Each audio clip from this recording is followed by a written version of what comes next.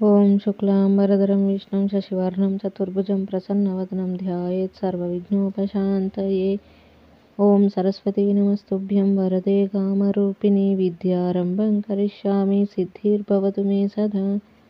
ఓం గురుర్బ్రహ్మ గురుర్విష్ణుః గురుర్దేవో మహేశ్వరః గురుః సాక్షాత్ పరబ్రహ్మ తస్మై శ్రీ గురవే నమః.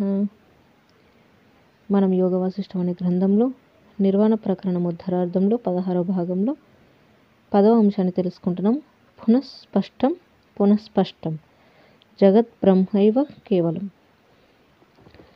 శ్రీ వశిష్ఠ మహర్షి: ఓ ప్రియ రామచంద్ర, ఈ ప్రకారంగా అకుశద్వీపంలోని ఐలావతి నగరంలో ఒకానొక సమయంలో నాచే ఆ ప్రజ్ఞప్తి మహారాజుకు జ్ఞానోపదేశం చేయటం జరిగింది. నీ యొక్క పవిత్ర దృష్టి యొక్క పరిపుష్టి కొరకై ఈ సందర్భంలో చెప్పాను. ఆ తర్వాత అతడిచే పూజింపబడిన వాడని తిరిగి దైవ కార్యం నిమిత్తం అక్కడి నుండి స్వర్గలోకం చేరడం జరిగింది. అట్టి ఉత్తమ జ్ఞాన దృష్టిచే నీవు ప్రశాంత మనస్కుడవు కాగలవు, కేవల చిదాకాశ స్వరూపుడవై ఉండగలవు. ఓ రామచంద్ర, ఈ సమస్తము కూడా ఆది మధ్యాంతరహితము, జన్మాది వర్జితము, మహాశాంత స్వరూపము, అనిర్వచనీయము, శబ్దశూన్యము, ఆకాశం వలె నిర్మలమగు చిద్రూప బ్రహ్మమే అయి ఉన్నది. పరమాత్మకు బ్రహ్మం అనే శబ్దం కూడా కల్పితమైనదే అవుతోంది. ఎందుకంటే కూటస్థమైన దానికి బృహత్ అనే శబ్దార్థమైనట్టి వృద్ధి మొదలైనవి లేనే లేవు. శబ్దరహితమగు ఆ నిర్మల పరమాత్మ పదాన్ని చిన్మాత్రమని పరాత్పరమని శాస్త్రములు శబ్దార్థపూర్వకంగా అందిస్తున్నాయి. శ్రీరాముడు: మహాత్మ సిద్ధులు, సాధ్యులు, యముడు, బ్రహ్మదేవుడు, విద్యాధరులు, దేవతలు మొదలైన వారికి ఆధారభూతాలైన లోకాలు మనకు కనబడతాయా? ఏ ఉపాయంతో కనిపిస్తాయి? శ్రీ వశిష్ఠ మహర్షి: ఓ రామచంద్ర, నీవు చెప్పిన ఆ లోకాలన్నీ కూడా ప్రతి రాత్రి పగలు ముందు వెనుక పైన క్రింద అందుకు సంబంధించిన ధ్యానము ఏకాగ్రతలను ఆశ్రయించి ఎవరైనా చూడాలి అని అనుకుంటే చూడగలరు, లేకపోతే చూడలేరు.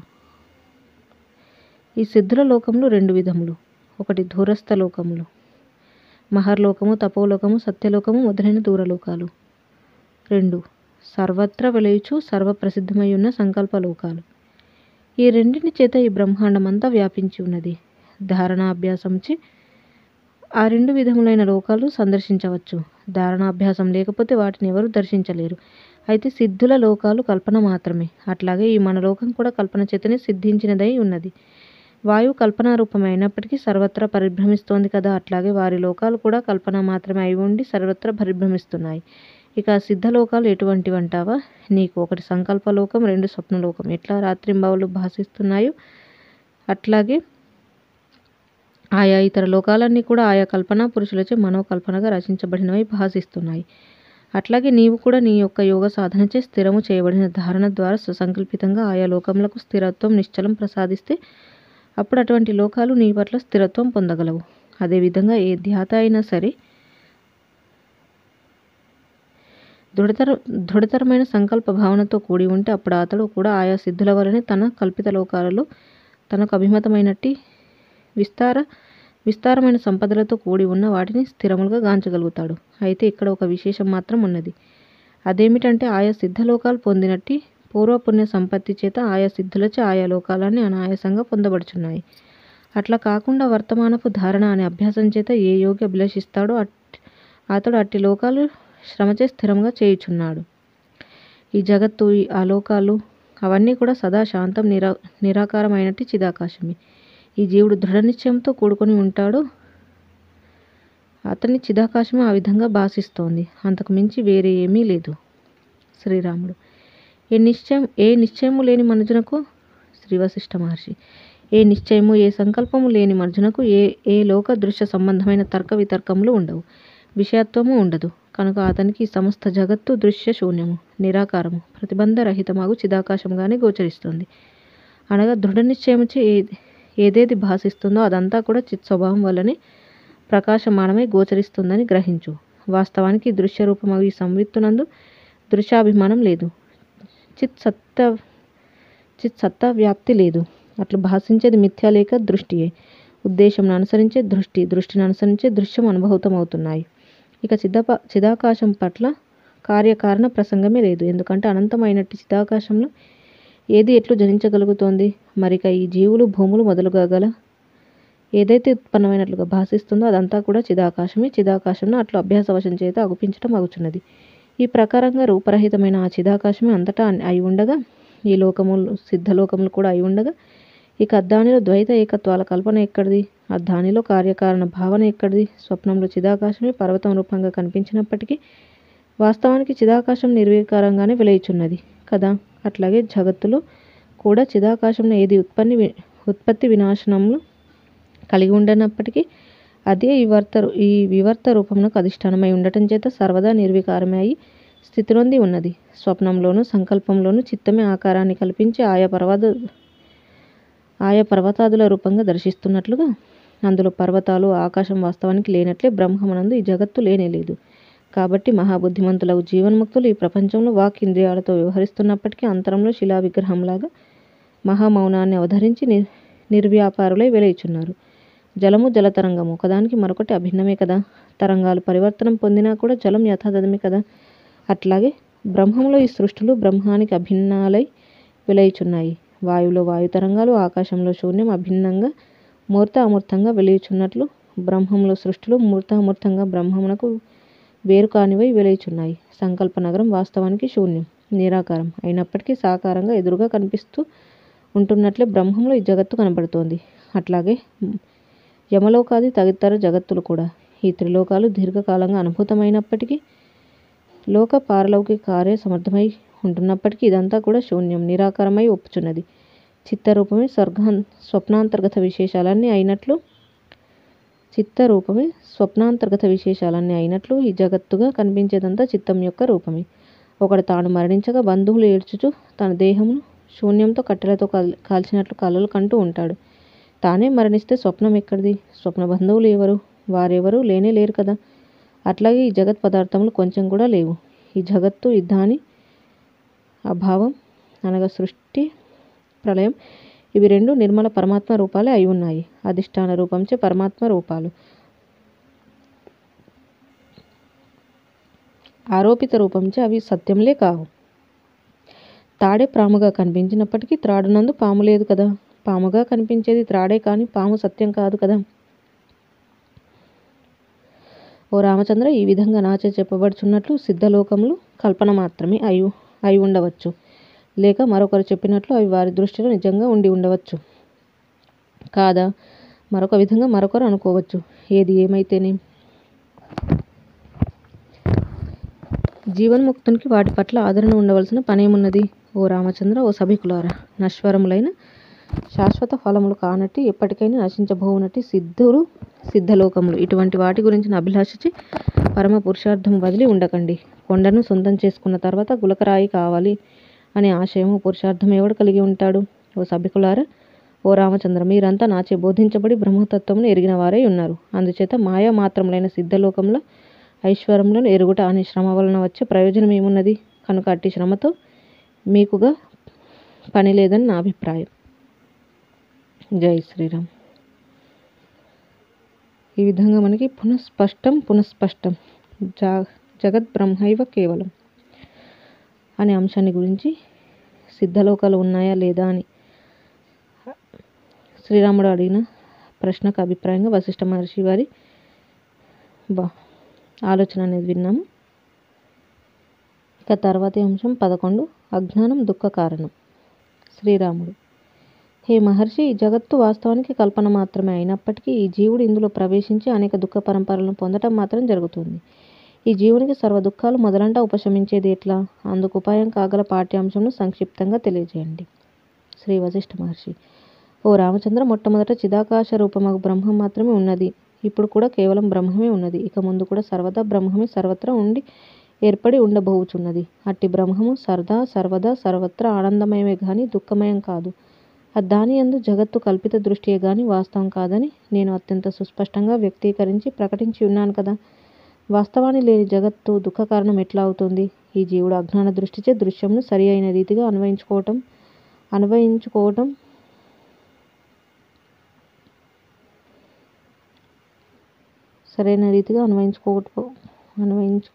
చేతనే దుఃఖం పొందటం జరుగుతోంది అని మనం చెప్పుకోక తప్పదు. అన్వయించుకోకపోవటం అయితే ఇక్కడ ఈ జీవుడు అజ్ఞాన దృష్టిచే దృశ్యమును సరి అయిన రీతిగా అన్వయించుకోకపోవటం చేతనే దుఃఖం పొందడం జరుగుతుందని మనం చెప్పుకోక తప్పదు. ఈ సృష్టి ఎక్కడి నుండి వస్తుంది, ఈ దృశ్యమునకు జనన స్థానం ఏమిటి అనే ప్రశ్నలకు ఇక్కడ సమాధానం మరలా గుర్తు చేస్తున్నాను. అది గ్రహిస్తే సర్వ దుఃఖాలు తమంతట తామే తోకముడుస్తాయి. విను. చిదాకాశమగు బ్రహ్మము చిత్ అనే ఒకనొక స్వభావం స్వతహాగా కలిగి ఉన్నది. చిత్ అనగా ఎరుగుట. బ్రహ్మమే చిదాకాశము. అటు చిత్ స్వభావంతో నేను సమిష్టి జీవరూపుడను అను సమిష్టి అహంకార రూపంగా తనను తాను ఎరుగుచున్నది. కనుక ఆ సమిష్టి జీవాహంకారం చేత్ స్వభావ రూపమే. చిత్ స్వభావం ఆ బ్రహ్మమే కదా. కనుక సమిష్టి జీవాహంకార పురుషుడకు బ్రహ్మదేవుడు లేక హిరణ్య గర్భుడు స్వతహాగా బ్రహ్మమే అయి ఉన్నాడు. అతని సంకల్ప రూపము సమిష్టి అహంకారం కూడా బ్రహ్మమే. అట్టి సమిష్టి అహంకారం యొక్క రూపకల్పనే ఈ జగత్తు. కాబట్టి ఈ జగత్తుగా కనిపించే సమిష్టి జీవాహంకారుడగు హిరణ్య గర్భుని జగద్దేహం స్వతహాగా బ్రహ్మమే అయి ఉన్నది. కనుక పరబ్రహ్మము, దానిలో నుండి స్ఫురణ రూప జ్ఞానము, అందులో నుండి హిరణ్య గర్భ రూపత్వము, దాని నుండి జగత్తు. ఈ 4 పర్యాయ పదములే, అభేదంలే, వేరువేరు కావు. బ్రహ్మము యొక్క సంకల్పం మాత్రమే ఈ సమస్తం అయి ఉన్నది. నీవు నీ ఊహలలో స్ఫురించే ఒక కొండ వేరువేరా కాదు కదా. నీ ఊహలో కనిపించిన కొండ నీకు వేరుగా పుట్టినదెప్పుడు, తొలగేదెప్పుడు మొదలే అది ఊహ కదా. అట్లాగే ఈ సమస్తం ఏదై ఉన్నదో అట్టి బ్రహ్మమునందు వాస్తవానికి బ్రహ్మదేవుడు గాని జగత్తు గాని ఒకంత కూడా జనించనే లేదు. అంతా కూడా ఇతఃపూర్వంలాగానే యథారీతిగా నిర్వికారము జన్మరహితమగు పరబ్రహ్మమే అయి ఉన్నది. అయితే అజ్ఞానం కొనసాగుచున్న జీవునికి మాత్రం ఇదంతా జగత్తుగా భాషిస్తూ ప్రతిభాసిక సత్యంగా ఒప్పుచున్నది. ఇది దృశ్యరూపంగా పారమార్థిక సత్యం కాదు. ఇది కనిపిస్తోంది కదా, కనుక ఈ జగత్తు మాకు సత్యమే అని ఎవరైనా అనుకుంటే వారిని దూరంగా కొండలు నునుపుగా కనిపిస్తున్నాయి కదా, అవి నునుపేనా అని మీరు అనుకుంటారా? ఎండమావులలో జలతరంగాలు కనిపిస్తున్నాయి కదా, అవి నిజమైన జలతరంగాలని మీరు అనుకుంటున్నారా అని ప్రశ్నించు. లేదు కదా. అట్లాగే ఈ జగత్తు అనేక భేద రూపములతో కనిపించవచ్చుగాక, వాస్తవానికి ఇదంతా అభేద రూప బ్రహ్మమే. ఈ దృశ్య రూపము సృష్టికాలం మొదలుగా భ్రాంతి చేతనే కొనసాగుచున్నది. వాస్తవానికి ఇది ఉదయించనే లేదు. పుట్టని బిడ్డకు పేరు పెట్టడం వంటిదే ఈ జగద్దృశ్య చమత్కార ప్రాప్తి. ఎందుకంటే అంతా కూడా నిర్వికారమగు బ్రహ్మమే అయి ఉండగా దాని యందు భ్రాంతి అనబడినది మాత్రం ఎక్కడున్నది? భ్రాంతి కూడా స్వప్నమే, క్షమించాలి, భ్రాంతి కూడా బ్రహ్మమే. అనేక తరంగాలు జలమునకు వేరుగా లేవు కదా. వేరుగా లేనట్టి తరంగాలకు ఏకత్వం ఎక్కడిది, అనేకత్వం ఎక్కడిది? నిరాకార జలం సాకార జల తరంగాలకు భేదమే లేదు కదా. అట్లాగే నిరాకార బ్రహ్మము ఆ బ్రహ్మం నందు కనిపించే సాకార జగత్తుకు భేదమే మొదలే భేదం లేదు. భేదమే లేని దాని పట్ల ఏకత్వ అనేకత్వ శబ్దాలు ఎట్లా పొసగుతాయి చెప్పు. కాబట్టి ఈ సమస్తం మహాశాంతమైనట్టి బ్రహ్మగణమే అయి ఉన్నది. విశాలమగు ఆకాశం తన యందలి శూన్యత్వమును అప్రయత్నంగాను స్వతసిద్ధంగాను ప్రదర్శించినదై ఉంటుంది కదా. అట్లాగే శుద్ధము శాంతమగు పరబ్రహ్మం కూడా తన యందు స్వతసిద్ధంగాను అప్రయత్నంగాను తన యొక్క చిత్స్వభావము అను స్వతసిద్ధమైన విశేష భాగం చేత సమిష్టి అహంకారంను ఎరుగుచు దానిని స్ఫురింపజేస్తోంది. ఇక ఈ వెష్టి అహంకారము కూడా సమిష్టి అహంకారం యొక్క స్వభావ సిద్ధము అప్రయత్నపూర్వకము ప్రదర్శనమే అయి ఉన్నది. కాబట్టి బ్రహ్మమే తనను తాను వ్యష్టి అహంకారంగాను ఆ వ్యష్టి అహంకారంకు ప్రాప్తిస్తున్న దృశ్య విభాగ చమత్కారంగాను వెలుగొందుచున్నది. వాయువు చలనము, అగ్ని ఉష్ణత్వము, పూర్ణచంద్రుడి శీతలత్వము స్వభావ సిద్ధమే అయినట్లుగా బ్రహ్మము చిత్ స్వభావము, హిరణ్య గర్భుడు సమిష్టి అహంకారము, సమిష్టి వ్యష్టి ఇవన్నీ స్వభావ సిద్ధంగానే ఏర్పడి ఉంటున్నాయి. కనుక జగత్తు ఒక పీడగా కాకుండా క్రీడగాను బ్రహ్మంగాను జీవన్ముక్తులు దర్శిస్తున్నారు. అందుచేత వారికి ఇక్కడ తొలగవలసినది కానీ క్రొత్తగా ప్రాప్తించవలసినది కానీ ఏదీ ఎక్కడా కనిపించటమే లేదు. వారికి ఈ పదార్థ సత్తా సహజమైనది గాను శుద్ధ బ్రహ్మ రూపంగాను అగుపిస్తోంది. శ్రీరాముడు: ఏ మహర్షి, ఈ బ్రహ్మ చైతన్యము అహంకారము పదార్థ సత్తా మొదలైన వాటిని ఏ ఏ సమయాలలో స్ఫురింపజేయకుండా ఉంటుంది? అట్టి పరబ్రహ్మము సదా నిరావరణము ఆద్యంతరహితము అనునిత్యమై వెలయుచున్నది కదా.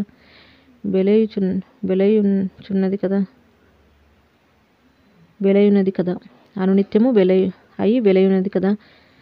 అట్టి పరబ్రహ్మము సదా నిరావరణము ఆద్యంతరహితము అనునిత్యమై వెలయునది కదా. అది సర్వదా వర్తించుచుండగా అది సృష్టాది యందు పదార్థములను స్ఫురింపజేస్తుంది అని మీరు ఎట్లా సిద్ధాంతీకరిస్తున్నారు? శ్రీ వశిష్ఠ మహర్షి: ఓ రామచంద్ర, నీవు చెప్పినది సత్యమే. యౌక్తిక దృష్టితో జగత్తు కలదు, ఇది ఎట్లా వచ్చింది అనే దృష్టితో చూస్తే బ్రహ్మ చైతన్యము అహంకారము జగత్తు మొదలైన వాటిని నిజ చైతన్య రూపంగా ఎల్లప్పుడూ ప్రకాశింపజేయుచునే ఉన్నది. అది స్వభావమేనని అనుకున్నాం కదా. అయితే అనాది జన్మరహితమగు పరబ్రహ్మమునకు స్వరూప చైతన్యముచే ఏర్పడే స్వరూప ప్రాప్తి అందు గాని, అవిద్యచే ఏర్పడే అహంకారము మొదలైన పదార్థముల స్ఫూర్తి అందు గాని, మరొక దాని అందు గాని ఎట్టి అపేక్ష ఉండదు. కనుక పరబ్రహ్మమునందు అజ్ఞానం చేత కనిపించే భావాభావములు చిదాకాశ రూపములే అయి ఉన్నాయి. సృష్టి స్థితి లయములు అనే మూడింటిలోనూ ఆ నిర్మల పరబ్రహ్మము సదా సర్వత్రా యథాతథంగా అప్రమేయం వెలుచున్నది. ఆ విద్యా దృష్టిచే ఈ జగత్తు యొక్క యథార్థ తత్వమేమిటో ఎరగబడటం లేదు. విద్యా దృష్టి చేతను ఈ జగత్తు ఒకంత కూడా లేనిదే అగుచున్నది. అంతా కూడా చిద్రూపమే. మిశ్రమ దృష్టిచే బ్రహ్మము జగత్తులు ఒకదానికొకటి అభిన్నమై ఉన్నాయి. కాబట్టి బ్రహ్మము అహంకారాదులతో కూడిన జగత్తు ఉభయము అభిన్న రూపములై ఉన్నాయి. ఇక పరబ్రహ్మము సర్వదా స్ఫురించుచున్నదే అవుచున్నది. అది అంతటా అన్నిటా సర్వదా వేంచేసి ఉన్నది. ఈ ప్రపంచ సత్తా దేహం కంటే భిన్నం కాదు. అది సమిష్టి వ్యష్టి జీవ కల్పనానుసారమే ఉన్నది కదా. అట్టి ఈ ప్రపంచము నిర్వికారము ఆద్యంతరహితమగు బ్రహ్మమే అయి ఉన్నది. ఓ రామచంద్ర, నీవు అద్వయమగు బ్రహ్మ జ్ఞానము కలిగి ఉన్నప్పటికీ కూడా అజ్ఞానము తాత్కాలికంగా స్వీకరించావు. నా ఉపదేశ శబ్దములను ఆసక్తి చిత్తుడవై మిశ్రమ దృష్టియగు ప్రపంచము నిష్ప్రపంచములను పొందుచున్నావు. వాస్తవానికి తత్వదృష్టిచే బ్రహ్మము జగత్తు అనబడే రెండూ లేవు. మిశ్రమ దృష్టిచే కూడా బ్రహ్మము సర్వస్వరూపము అయి ఉన్నది కదా. దానిలో ఏదైతే ఒకంతగా జీవుడనే రూపంతో ప్రకాశింపజేయుచున్నదో ఆ జీవరూపమును ప్రకాశించుచున్నది బ్రహ్మమే అయి ఉన్నది. కాబట్టి బ్రహ్మం ఎల్లప్పుడూ సమస్తంగా ప్రకాశించుతూనే ఉన్నది. ఇక నిర్విశేష దృష్టిచే బ్రహ్మం బ్రహ్మంగానే ఉన్నది. అది దేనిని అహంకారం మొదలైన వాటిని ప్రకాశింపజేయటం లేదు, అహంకారాదులుగా అవటము లేదు. అయితే సర్వుల అహంకార రూపంగా కనిపించేదంతా బ్రహ్మమే అయి ఉన్నది. ఓ రామచంద్ర, బద్ధజీవుడు అని చెప్పబడే వాని దృష్టికి ఏ త్రిలోకములు కనిపిస్తున్నాయో వాటి యొక్క వాస్తవ రూపం బ్రహ్మమే. బ్రహ్మమే సదా సర్వదా నా స్వరూపంగాను దృశ్యరూపంగాను భాసిస్తోంది అనున్నదొక్కటే సర్వబంధములకు, సర్వ దుఃఖములకు, సర్వ వేదనలకు ఔషధ రూపమై ఉన్నది. ఇక ముక్తుని దృష్టి అందు త్రిలోకములు గాని నానత్వము గాని ఒకంత కూడా భాషించటమే లేదు. అంతటా అన్నిటా సర్వత్రా పరబ్రహ్మమే సర్వాత్మకమై దృశ్య స్వరూపమై సర్వదా నిర్మలము అపరిచ్ఛేదము అప్రమేయమై వెలుగొందుచున్నది. ఓ రామచంద్ర, ఆకాశంలో వృక్షాలు కొండలు ఉండవు కదా. అట్లాగే బ్రహ్మమునందు జగత్తులు జనించటం లేదు, మనిషించటం లేదు. జీవన్ముక్తులు ఈ విషయం ఎరిగి ఉన్నవారే పరమశాంతులై ఉంటున్నారు. అయితే ఇక నీవు మాత్రం ఉపదేశ క్రమం యొక్క ప్రవృత్తి కొరకు మాత్రమే సందేహము నివృత్తి అయ్యే వరకు తత్వజ్ఞానము హృదయస్థం కానంత వరకు భేదమును నమ్మము. అయినా కూడా నేను అభేద దృష్టిని సముపార్జించుకోవాలి అనే ఆశయమును మాత్రం ఏమరవవద్దు. ఆ తదనంతరం భేద దృష్టి యుక్తియుక్తంగా తొలుగుతూ ఉండగా ఉత్తమమైన ఆత్మజ్ఞానం ఆవిర్భవిస్తోంది. అట్టి ఉత్తమోత్తమ ఆత్మజ్ఞానం ఆవిర్భవించిన తర్వాత శబ్దబుద్ధి గాని అహంకారము గాని దాని సంకల్ప మాత్రమగు జగత్తు గాని బ్రహ్మదేవుని సృష్టి విశేషాలు గాని శాస్త్రములలో కనిపించే చర్చా మీమాంసలు గాని నీ నిజస్వరూపం నందు స్థానము పొందజాలవు. స్వప్నంలో కనిపించిన ఇల్లు కొండ నీ స్వరూపంలోని విభాగంలవుతాయా? అవవు కదా. అట్లాగే ఈ దృశ్యము నీ స్వరూపంలోని విభాగమని కూడా అనిపించుకోదు.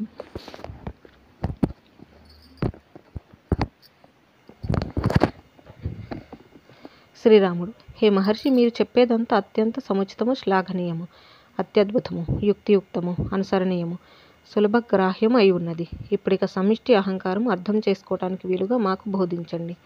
మునీంద్ర, ఆ పరబ్రహ్మమునందు అహమత్వం అనేది మొట్టమొదటగా ఎట్లా స్ఫురిస్తోంది? స్ఫురించిన తర్వాత మరింకా ఏమగుచున్నది? సర్వజ్ఞులగు తమరు మాపై జ్ఞానామృతాన్ని వెదజల్లుచున్నారే. మీ మృదుమధుర ప్రసాద వాక్యాలు నాకు ఇంకా మరికొంత వినాలని కుతూహలం కొనసాగుతూనే ఉన్నది. శ్రీ వశిష్ఠ మహర్షి: సరే, జగత్తు యొక్క పురాణేతిహాస పూర్వక సృష్టి క్రమం చెప్పుచున్నాను విను. ఆ పరబ్రహ్మమున అహమత్వం స్ఫురించిన తర్వాత ఆకాశ సత్తా ప్రవర్తిస్తోంది. ఆ తర్వాత దిక్సత్తా, కాలసత్తా స్ఫురించి ప్రవర్తిస్తున్నాయి. ఆపై దేశ కాల వస్తు భేద సత్తా ప్రవృత్తమవుతోంది. ఇక ఆపై సమిష్టి వ్యష్టిత్వములు ప్రవర్తిస్తున్నాయి. ఇక అటు తర్వాత చిదాకాశమయములే అయి ఉన్న దేశ కాలాది సత్తల పరస్పర భేదములైనట్టి జాతి గుణ క్రియాదుల గురించిన భేదసత్తా కల్పన ఏర్పడుతుంది. అనగా భేదములకు సంబంధించిన అధ్యాస రూపుదిద్దుకుంటుంది. అయితే ఆ భేద వ్యవహారం అంతా చిదాకాశమే సుమ. ఆత్మకు ఎప్పుడైతే ఈ దేహములందు ఇచ్చట నేను ఉన్నాను అన్నది ఏర్పడుతుందో ఆ మరుక్షణమే అచ్చటచ్చట నేను లేను అని కూడా అప్పటికప్పుడే భాసిస్తోంది. స్వాత్మయే వస్తుకృత పరిచ్ఛేదము, దేశకృత అపరిచ్ఛేదము అను ఉభయ రూపములుగా ఉదయించున్నదై ఉంటుంది. ఆ చిదాకాశమయములకు దేశ కాలాది సత్తల పరస్పర భేదములైన జాతి గుణ క్రియాదులతో గూర్చిన కల్పనచే ఈ నామరూపాత్మక జగత్తు యొక్క అభేద అభ్యాసం సంభవిస్తోంది. వాస్తవానికి ఇదంతా చిదాకాశమే. ఈ ప్రకారంగా నిరాకారమగు పరబ్రహ్మ పదమునందు అహంభావం ద్వారా దేశ కాలాదుల కల్పన సంభవిస్తూ ఉండగా దృశ్యమనే పేరు గల ఈ జగత్తు ప్రకాశ రూపంగా భాసిస్తోంది. అట్లా భాషించుచున్నదంతా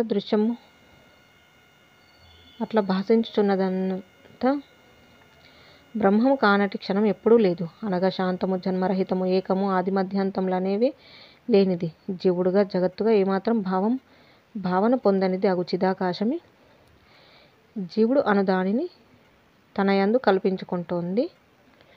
దాని నుండి ఆ జీవునికి ఉపాహారమగు దృశ్యముగా తానే ప్రత్యక్షమై సుదీర్ఘంగా నామరూపాత్మకంగాను మార్పు చేర్పులతో కొనసాగుతుంది. అనగా ఆ చిదాకాశమే ద్రష్టయగు జీవుని రూపంగా అయి ఆ జీవుడుగా జగత్తుగా ఏమాత్రం భావన పొందనిది అగు చిదాకాశమే అనగా ఆ చిదాకాశమే ద్రష్టయగు జీవుని రూపంగా అయి ఆ జీవ అహంకారము నుండి తనయందే అనగా తన నిరావరణమగు జీవసాక్షి రూపమైన చిదాకాశమునందే అతి విశాలమగు ఈ దృశ్యం దర్శిస్తోంది. ఆత్మజ్ఞానం కలుగనంత వరకు అట్టి చిదాకాశ దృష్టహంకారం యొక్క చిదాకాశం మాత్ర దృశ్య దర్శన భ్రమ కొనసాగుతూనే ఉంటుంది. అయితే చిదాకాశము సర్వదా యథాతథమే కానీ దృశ్యరూపముగా కానీ ద్రష్టరూపముగా కానీ పరివర్తమవకుండానే భావన చమత్కారముచే ఈ జగన్నాటకమును నడిపిస్తోంది. జై శ్రీరామ్. ఈ విధంగా మనకి అజ్ఞానం దుఃఖ కారణం అనే అంశాన్ని గురించి వివరించారు. జగత్తే లేనప్పుడు దాని నుంచి వచ్చే దుఃఖం అనేది ఎలా ఉంటుంది, ఉండదు అనే దాని గురించి ఎందుకు ఎలా అనేది వివరణపూర్వకంగా చెప్పడం చూసాము.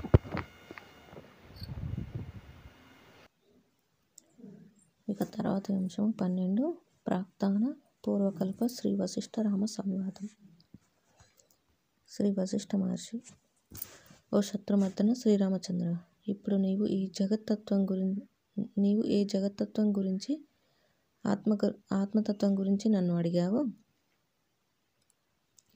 ఈ విషయమే పూర్వం జరిగిపోయిన కల్పములలోని ఒకానొక కల్పంలో రామావతారంను నన్ను అడిగావు. ఆ పూర్వకల్పంలో గురువైన నేను శిష్యుడవగు నీకు ఎట్లా సమాధానం చెప్పడం జరిగిందో అది ఇప్పుడు మరల యథాతథంగా పునరుచ్చరిస్తాను. శ్రీరాముడు: స్వామి, ఇతఃపూర్వం కూడా మీరు నాకు బోధించి ఉన్నారా? ఎప్పుడు, ఎట్లా? శ్రీ వశిష్ఠ మహర్షి: అవును, ఆ పూర్వకల్పంలో కూడా నీవు శ్రీరాముడివై ఉన్నావు, నేను వశిష్ఠుడినై ఉన్నాను. అప్పుడు కూడా నీకు ఇట్లాగే వైరాగ్యం కలుగగా నేను నిన్ను సమీపించడం జరిగింది. ఇద్దరం ఒకానొక ఆశ్రమంలో సమావేశమైనాము. గురు శిష్య సంవాద రూపంలో మన ఇద్దరి మధ్య ప్రశ్న సమాధానాలు కొనసాగాయి. నాకైతే అచిత్ చమత్కారం అంతా ఇప్పుడే కొద్ది క్షణకాలం క్రితం జరిగినట్లుగా గోచరిస్తోంది. ఇప్పుడు నీవు నన్ను ఇట్లా ప్రశ్నించావు. ప్రాక్తాన శిష్యుడు: హే మహాత్మా, ఈ కనబడే సమస్త జగత్తు విషయమై నాకు ఒక గొప్ప సంశయం ఏర్పడుతుంది. ఆ సంశయం ఛేదింప వేడుకొనుచున్నాను. మహాకల్పం యొక్క అంతము సమయమున ఏది నశిస్తోంది, ఏది అప్పటికి కూడా నశించక శేషించియే ఉంటోంది? ప్రాక్తాన గురువు: బిడ్డ, ఒక సుదీర్ఘమైన కల కంటున్నాడనుకో. అప్పుడు అతడు గాఢ నిద్రలో ఏది నశిస్తోంది, ఏది శేషిస్తోంది? స్వప్న దృశ్యమంతా నశించినదే ఆత్మ మాత్రంగా శేషిస్తోంది కదా. అట్లాగే మహాప్రలయమందు కూడా దృశ్యమంతా నశిస్తోంది. దృశ్యమున్నప్పుడే ద్రష్ట కదా. దర్శనమే లేకపోతే ద్రష్ట కానీ దృశ్యం కానీ ఉండవు కదా. అట్లాగే దృశ్యమంతా ద్రష్టతో సహా నశించగా అవన్నీ యద్దాన్యందు లయం పొందుచున్నాయో అట్టి దృక్ స్వరూపమగు ఆత్మ మాత్రమే శేషిస్తోంది. అనగా ఇప్పుడు ఈ దృశ్యంలో అంతర్గతమై ఉన్న ఈ భూమి, ఆకారము, 10 దిక్కులు, క్రియా, కాలము, సమస్త భూతములు, జీవన్ని నశించినవై కొంచెం కూడా ఏమాత్రం మిగిలినవై అవ్యాకృత ఆకాశం నందు లయించిపోతున్నాయి. సముద్ర జల తరంగాలు సముద్ర జలంలోనే లయిస్తున్నట్లు ఈ సర్వం అవ్యాకృత ఆకాశంలో విలీనమై పోతున్నది. ప్రళయంలో భోక్త ఉండదు, ఇక భోగ్యం ఎట్లా ఉంటుంది? అట్లాగే కారణములన్నింటికీ కారణరూపములకు బ్రహ్మ, విష్ణు, రుద్ర, ఇంద్రాదుల పేర్లు కూడా ఆ మహాకల్పాంతంలో ఇక ఉండజాలవు.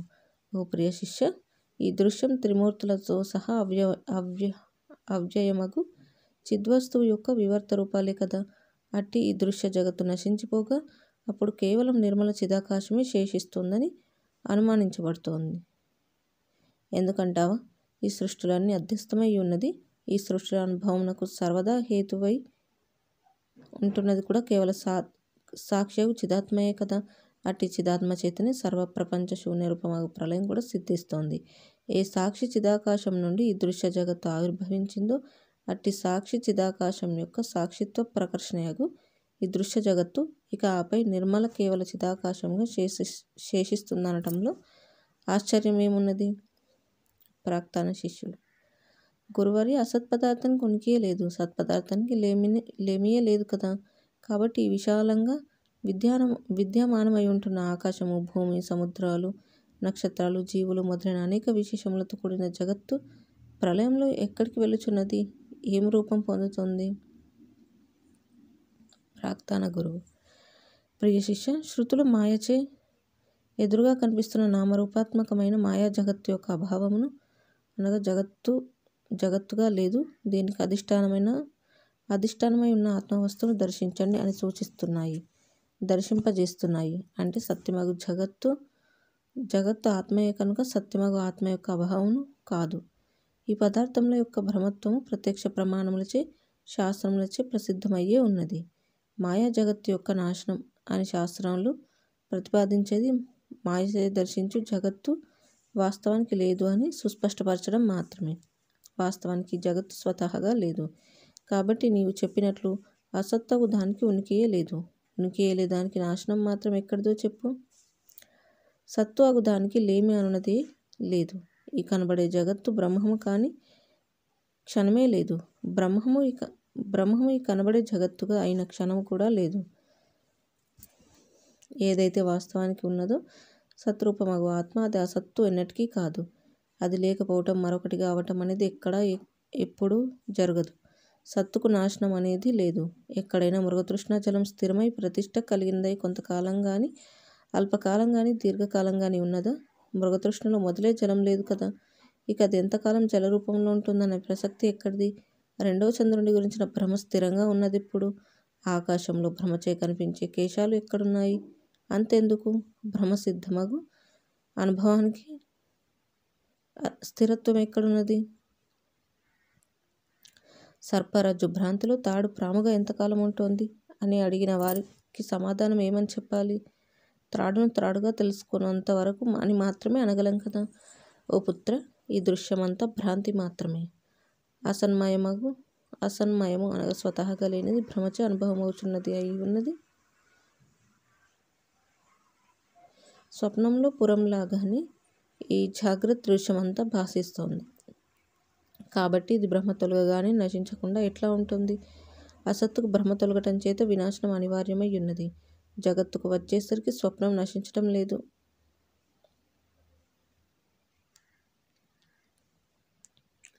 స్వప్నంలో ప్రవేశించే ద్రష్ట పట్ల జాగ్రత్త స్ఫురణ లేకపోవటం ప్రతి జీవుని యొక్క దైనందిన అనుభవమే కదా. అట్లాగే ఏది వర్తమానంలో ఘనీభూత దృశ్యంగా అనుభవం అవుతుందో అదంతా కూడా ఆత్మజ్ఞానం అనే మెలకువచే సర్వత్రా సర్వదా సంపూర్ణంగా శమించిపోతుంది. జ్ఞానం వికసించినప్పుడు ఈ జగత్తంతా ఎక్కడికి పోతుందంటావా? జాగృతిలోకి రాగానే ఆ జీవుడు అందాక దర్శించిన స్వప్న దృశ్యం ఎటుపోతుంది?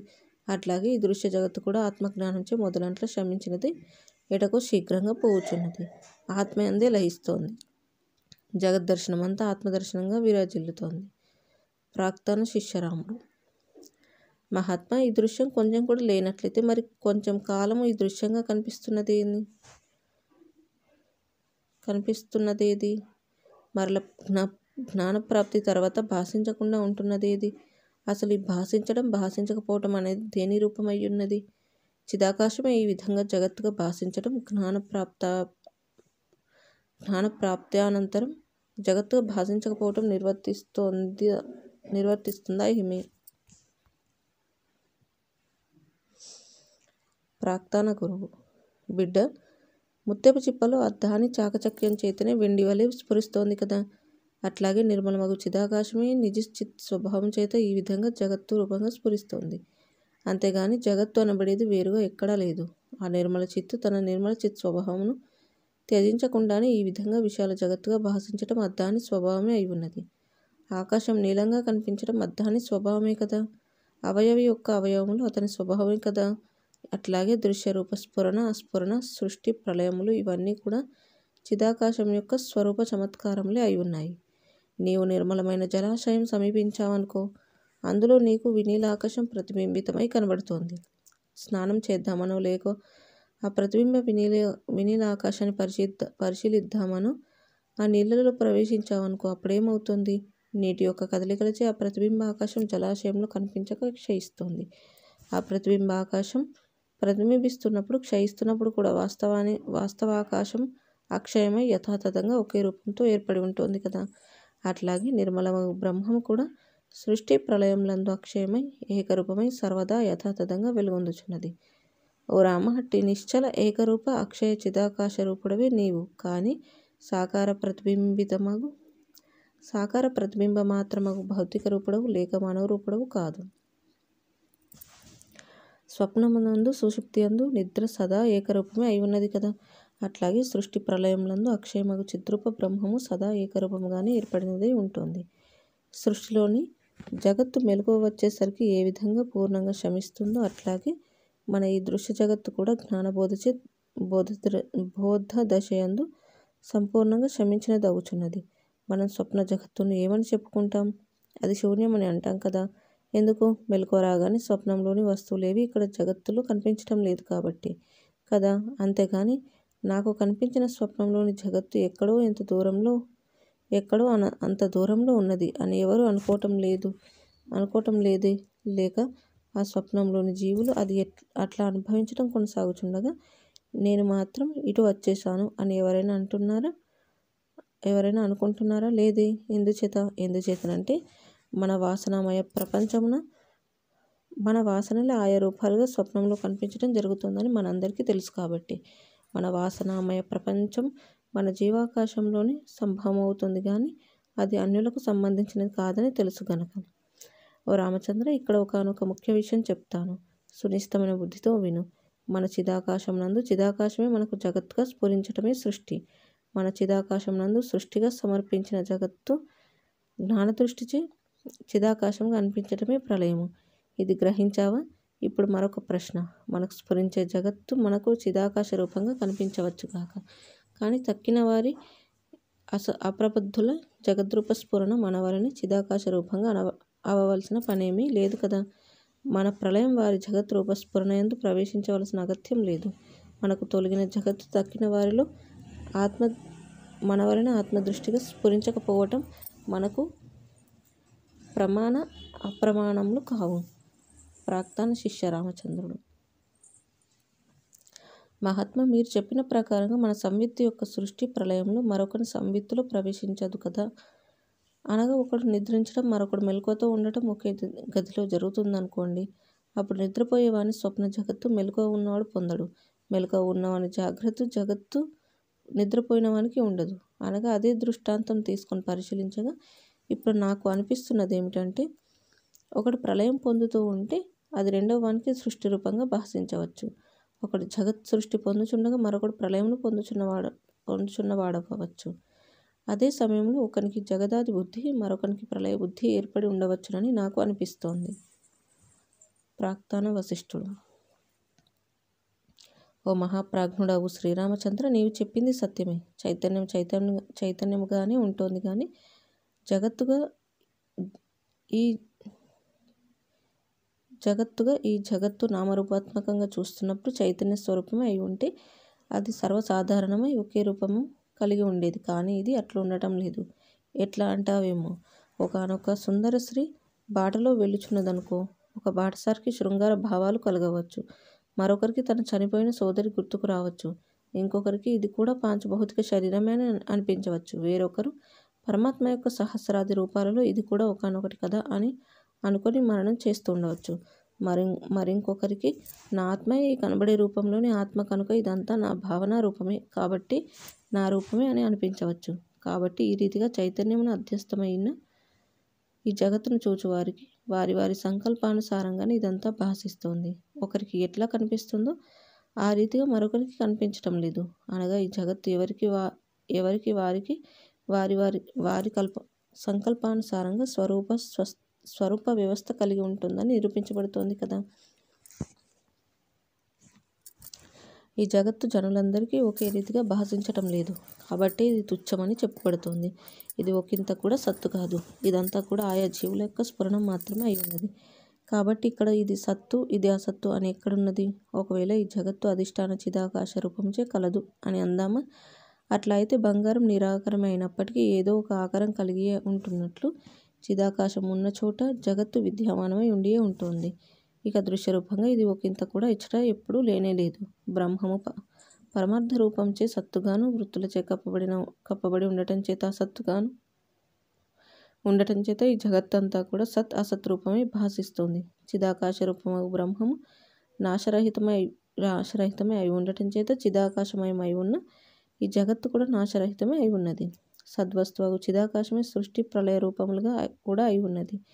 ఈ చిదాకాశం ఎరుగబడినప్పుడు దుఃఖప్రదమగు సంసారంగా ప్రాప్తిస్తుంది. ఎరుగబడినప్పుడు పరమశాంత రూపమగు మోక్షానుభవం కూడా అగుచున్నది.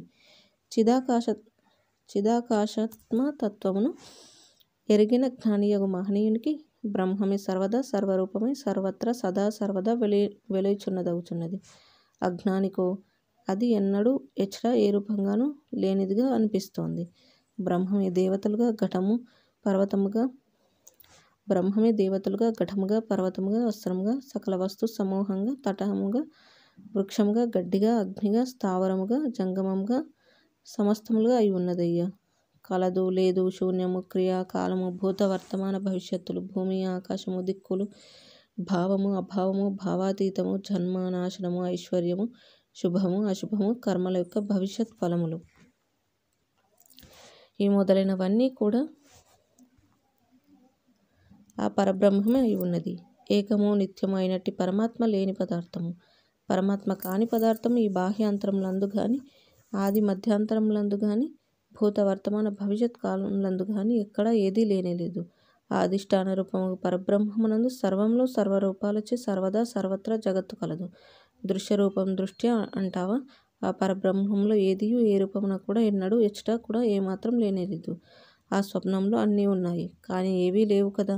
స్వప్న చైతన్యము స్వప్నంలోని ఏ కించిత్ విభాగంలో వేంచేసి లేదు. అంతటా ఉన్నది. ఈ విధంగా స్వప్న నగరంలో దృష్టాంతంచే సర్వము బ్రహ్మమయమే కనుక సమస్తము యథాతథమే. ఆ గడ్డి పరక కూడా బ్రహ్మమే అయి ఉన్నది. అందుచేత అది కర్త భోక్త సర్వవ్యాపకమగు ఈశ్వరుడు కూడా. అట్లాగే ఈ కుండ కూడా బ్రహ్మమే కాబట్టి ఇది కర్త భోక్త ఇంద్రాది ఈశ్వరులకు కూడా సర్వేశ్వరుడు కూడా అయి ఉన్నది. ఈ విధంగా వస్త్రములు నేత్రములు పర్వతములు మనుజులు ఇత్యాది అన్నీ కూడా పరబ్రహ్మ స్వరూపమే కనుక దేనికి దానికే ప్రత్యేకంగా కర్త భోక్త ఈశ్వరుడు కూడా అయి వెలయుచున్నాయి. ఈ విధంగా సమస్తము బ్రహ్మస్వరూపమే అయి ఉన్నది. అందుచేత ప్రతి ఒక్క వస్తువునందు దాని యొక్క ప్రతి ఒక్క విభాగం నందు కూడా కర్త భోక్త ఆది మధ్యాంతరహితుడు పరబ్రహ్మమూర్తి వేంచేసియే ఉన్నారు. ఈ తృణ ఘటములు ఆదిగా గల పదార్థాలన్నీ కూడా నిజసాక్షి సర్వవ్యాపకమైనట్టి ప్రత్యేగాత్మ రూపంతోనే స్థితి కలిగి ఉన్నాయి. అంతేకాదు దేని యందు దాని యొక్క ఉత్పత్తి ఉనికి వినాశనం భాషిస్తుందో ఆ సమస్త రూపంగా సర్వవ్యాపకమగు బ్రహ్మమే అట్లు వెలయుచున్నది. ఎవరి దృష్టిలో అయితే ఇదంతా కూడా ఎరుక లేక విజ్ఞానమునకు భిన్నమైనవి ఇవి పాంచభౌతికము ఇదంతా స్వకీయ లక్షణములతో కూడుకొని ఉన్నవి అని అనిపిస్తుందో అట్టి వారికి ఆ విజ్ఞానేతరమై సర్వేశ్వర తత్వమే కర్త భోక్త కూడా అయి ఉంటుంది. ఎట్టి వాదులకు ఏ దృష్టిచే ఏమేమనిపిస్తుందో అదంతా బ్రహ్మమే. బ్రహ్మనందు బ్రహ్మమే అది ద్వితీయ దృష్టిని ప్రదర్శించుకొనుచున్నదవుచున్నది. విజ్ఞానవాదులకు విజ్ఞానమే కర్త భోక్త అగుచున్నది. శూన్యవాదులకు ఈ జగత్తుకు కర్త లేడు అంత శూన్యమే అయి ఉన్నది. పాశుపతాదుల మతమునందు ఈశ్వరుడే కర్త ఈశ్వరుడే భోక్త. చూచావా రామచంద్ర, ఈ ప్రకారంగా సర్వశక్తిమంతము సర్వరూపము సర్వోత్కృష్టమగు బ్రహ్మమునందు సమస్తము సంభవిస్తున్నాయి. ఆ బ్రహ్మమునందు ఆయా మతవాదులకు అభిమతమై ఉంటున్న పరస్పర విలక్షణములైన విధి నిషేధములు, తాత్పర్య అతాత్పర్య వాక్యములు, జగదుత్పత్తి వ్యావహారిక భాష్యములు, అజీవరోధపూర్వకంగా ఆయా మత గురువుల అభిప్రాయాలు ఆశ్రయించిన శిష్యులకు అట్లే అనుభూతమవుతున్నాయి. సమస్త వివర్తములకు అధిష్టానమై ఉన్న ఆ చిదాకాశంలో సంభవించనిదేమున్నది? చిదాకాశమే శుద్ధ స్వాత్మయందు ఆయా ఉపాధులలో ఆయా వాసనలు అనుసరించి ద్రష్టవలే అయి ఉండటం, దృశ్యమును భావన చేయటం, జగద్రూపమును దర్శిస్తూ ఉండటం జరుగుతోంది. అట్లా జరుగుతూ ఉన్నప్పటికీ ఆ చిదాకాశం సర్వదా నిర్వికార రూపంతోనే స్థితి నొంది ఉన్నది. ఓ రామచంద్ర, సమస్త జీవులు పరస్పరం విలక్షణమైన దృష్టులు కలిగి ఉంటున్నారు. స్వానుభవ సిద్ధములైన పదార్థానుభవాలు కలిగి ఉంటున్నారు. వారి వేరైన వివిధ రీతులైన విధి నిషేధముల గూర్చిన అభిప్రాయములు, వివిధములైన సంకల్ప అనుభవ విశేషములు కలిగిన వారే వాసన కామ్య కర్మలను అనుసరిస్తూ ఆయా వ్యవహారములందు పాల్గొనుచున్నారు. వారి కామకర్మ వాసనలను అనుసరించి ఈ జగత్తులోని ఆయా విశేషాలు అర్ధక్రియ సమర్థములు అగుచున్నాయి. వేరు దృష్టులు గల జీవులకు వేరైన విశేషాలు సత్యమని, మరొకరి దృష్టులు అసత్యములని అనిపిస్తూ వస్తుంది. ఈ విధంగా ఈ జగత్తులో అనేక అర్ధక్రియ కామ్య వ్యవహారాదులన్నీ ఆయా జీవుల వాసనలను అనుసరించి పరిడవిల్లుచున్నాయి. ఓ రామచంద్ర, ఆత్మదృష్టిచే వేరుగా తమ అనుభవముల దృష్ట్యా కనిపిస్తున్నదంతా కుందేటి కొమ్ము వలె అసత్యమే. పరబ్రహ్మమే సర్వరూపమై సర్వానుభవములకు కారణమై తాను మాత్రం అప్రమేయమై ఉంటూనే ఈ జగత్ రచనకు ఆధారభూతమై ఉంటుంది. ఒక కథా రచయిత రచించిన కథలోని పాత్రలు తాను ఒకడు కాకపోయినప్పటికీ కథలోని పాత్రలన్నీ అతని రచనా వ్యాసంగ చమత్కారమే అయి ఉన్నాయి కదా. పరబ్రహ్మమే వస్తువుల యొక్క రూపమై ఉన్నది. జీవుల నిజ సంకల్పానుసారమే ఈ జగత్తు అనుభవం అవుతుంది. ఈ విధంగా ద్రష్ట దృశ్యముల వాస్తవ రూపం పరబ్రహ్మమే. శ్రీ వశిష్ఠ మహర్షి: ఓ దశరథరామ, ఈ విధంగా ఇతఃపూర్వం కాలగర్భంలో కలిసిపోయి ఉన్న ఒకానొక కల్పమునందు నీకు గురువునై నీకు నేను బోధించడం జరిగింది. అట్టి ప్రబోధచే కూడా అప్పుడు నీవు పూర్ణ ప్రబుద్ధుడవు అయి ఉండలేదు. అందుచేత మరల త్రేతాయుగంలో ఇచ్చట దశరథ మహారాజు యొక్క ఈ అయోధ్య సభలో నీ సమక్షంలో మరల ప్రబోధించడం జరిగింది. ఇక్కడ జన్మించి నీవు మరల అవే ప్రశ్నలు అడగటం, నీవు వాటికి ధన్యవాదాలు చెప్పటం ఈ 22 రోజులుగా జరిగింది. ఈ జన్మయందు నాచే ఉపదేశించబడినట్టి జ్ఞానమంతా నీవు విన్నావు. నీ ద్వారా జనులకు ఈ మోక్షశాస్త్రాన్ని మరొకసారి సంపూర్తిగా అందించడం జరుగుతోంది. ఈ మన గురు శిష్య సంవాదము మా తండ్రి బ్రహ్మదేవుని ఉద్దేశమును అనుసరించి ఆత్మజ్ఞాన శాస్త్ర నిరూపణ కొరకే అయి ఉన్నది. ఈ మన సంవాదం అధ్యాత్మ శాస్త్రమును ప్రతిపాదించడంలో ఉత్తమమైనది. పరమార్థ వస్తువును శ్రోతలకు పాఠకులకు గోచరింపజేసేది.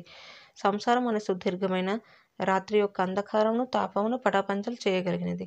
బాధిస్తున్న సంసార అంధకారానికి పూర్ణచంద్ర బింబం వంటిది. అనేక మంది అభిప్రాయములను అనుభవములను క్రోడీకరిస్తూ స్వానుభవమైన దానిని విజ్ఞుల అనుభవమును నేను ఇప్పుడిక్కడ విస్తారంగా అనే దృష్టాంతాల సహాయంతో బోధించాను. ఈయన చెప్పబడిన వాక్యములు విశ్వామిత్ర నారదాది అనేక మంది సభికులకు మహనీయులైన శ్రోతలకు స్వానుభవము నిత్యానుభూతియే అయి ఉన్నది. ఈ మన యోగ వాసిష్టం అనబడి శ్రీ వశిష్ఠ రావ సంవాదముచే అనేకులు అజ్ఞానమును విశేషముగా తొలగించుకున్న వారవుచున్నారు. నిరతిశయానంద రూపమగు మోక్షము అనే పరమ పురుషార్థమును సముపార్జించుకున్న వారవుచున్నారు. అట్లాగే నీవు అభ్యుదయమును పొంది నిర్మల బోధైక రూపుడవు అయి ప్రకాశిస్తున్నావు. ఈ ప్రకారంగా కృతకృతుడవైనావు. ఇదంతా ఈ సభలో ప్రస్తావించుటచే నేను కృతకృతుడనైనాను. ఇదంతా ఈ సభకు వేంచేసిన అనేక మంది ఈ శ్రీ విశ్వామిత్ర వామదేవ నిమి క్రతు భరద్వాజ పులస్త్య అతి ఘృషి నారద శాండిల భాస భృగు భారండ వాత్సాయనాది మహనీయుల సత్సంగత్య వీక్షణ ప్రయోజనంగా భావిస్తున్నాను. జగతః పితరులు నా పితృదేవులగు బ్రహ్మదేవుని ప్రసన్న వీక్షణములుగా స్వీకరిస్తూ వారికి ప్రణామములు జేజేలు పలుకుచున్నాను. వారి పాదపద్మములకు సాష్టాంగ దండ ప్రమాణపూర్వకంగా సమర్పిస్తున్నాను. ఓ రామచంద్ర, ఇక నీవు నీ యథాప్రాప్తమైనట్టి అయోధ్య సామ్రాజ్యానికి చక్రవర్తి రాజ్యాధికారం నిర్వర్తిస్తూ సుఖముగా ఉండిదవుగాక. నిర్మల స్వభావయుక్తము సర్వత్రా ప్రకాశమానము సర్వరూపము అగు పరమాత్మ పదమునందు స్థితిని ఆస్వాదిస్తూ ఉండు. సర్వదృశ్య పదార్థరహితుడవై ప్రకాశించెదవుగాక. నిర్వాణ రూపమగు నిరతిశయానందమున ప్రశాంతుడవై ఉండేదవుగాక. తత్ఫలితంగా శాంతచిత్తుడవై ఆకాశ కోశం వలె మనోహరుడవై దీపించెదవుగాక. తృష్ణావర్జితుడవై సమదృష్టితో ధర్మపూర్వకంగా రాజ్యపాలన నిర్వర్తించెదవుగాక. సర్వాత్మకుడగు పరమాత్మకు సాష్టాంగ దండ ప్రణామములు. లోక కళ్యాణమగుగాక. శ్రీరామావతారం లోక కళ్యాణ కారకమై శ్రీరామనామము తరతరాలుగా భక్తులకు సులభ మోక్ష మార్గమై చతుర్దశ భువనాలలో ఆచంద్రార్కం వెళ్ళి విరియునుగాక. స్వస్తి. జై శ్రీరామ్. ఈ విధంగా మనకి ప్రాక్తన పూర్వకల్ప శ్రీ వశిష్ఠ రామ సంవాదం అనే విశేషాన్ని గురించి అంతకుముందు కల్పంలో ఒకనొక సందర్భంలో జరిగినటువంటి ఈ యొక్క సంవాదాన్ని ఇప్పుడు ఎలా అయితే వైరాగ్యం వచ్చి శ్రీరామచంద్రుడు అడగగా దానికి 22 రోజులుగా సంభాషణ అనేది జరిగిందో అంతకు పూర్వం కల్పంలో జరిగిన విశేషాలని కూడా ఇక్కడ ప్రస్తావించడం వశిష్ఠుల వారు మనం చూస్తున్నాము. ఇది ఈ 16వ భాగంలో చివరి అంశము. ఇక మనకి ఈ యొక్క వశిష్ఠ రామాయణము అనే దానిలో తర్వాత మనకు చివరిదైనటువంటి 17వ భాగం ఉంటుంది. దానితో మనకు పూర్తిగా యోగ వాసిష్టము అనే గ్రంథం పూర్తి అవుతుంది. దాన్ని మనం తర్వాతి ప్రారంభించుకుందాము. ఇక ఇంతటితో ముగించుకుందాము. జై శ్రీరామ్. కాయేన వాచా మనసేంద్రియైర్వా బుద్ధ్యాత్మనా వా ప్రకృతే స్వభావాత్ కరోమి యద్యత్ సకలం పరస్మై నారాయణాయేతి సమర్పయామి. స్వస్తి. ఓం తత్సత్.